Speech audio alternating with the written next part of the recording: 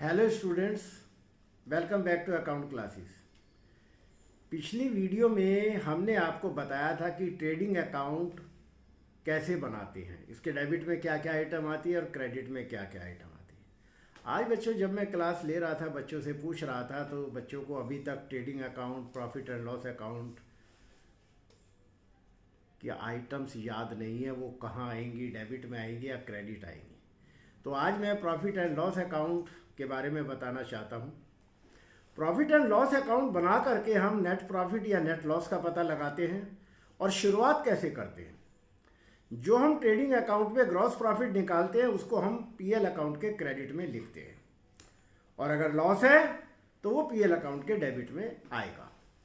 अब जितने भी एक्सपेंसेस हैं, specially I would like to tell you indirect expenses. Direct expenses तो ट्रेडिंग में आते हैं, और जितने भी इनडायरेक्ट एक्सपेंसेस होते हैं, जो ऑफिस के खर्चे होते हैं, जो माल को बेचने से रिलेटेड होते हैं, उन्हें हम पीएल अकाउंट के डेबिट में दिखाते हैं।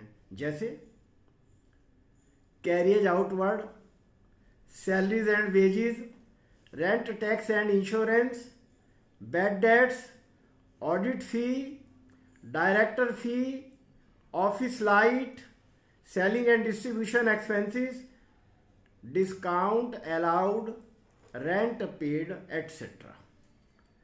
क्रेडिट में क्या क्या आते हैं? जो भी हमारी इनकम होती है वो क्रेडिट में आती है। अब इनकम क्या क्या हो सकती है? For example, rent received, interest received, bad debts recovered, interest on investment, ये सब हमारी इनकम है, इनको क्रेडिट में दिखाते हैं। अगर क्रेडिट का टोटल ज़्यादा है, डेबिट का कम है, तो नेट प्रॉफिट आएगा, और अगर डेबिट का टोटल ज़्यादा है तो क्रेडिट में नेट लॉस आएगा।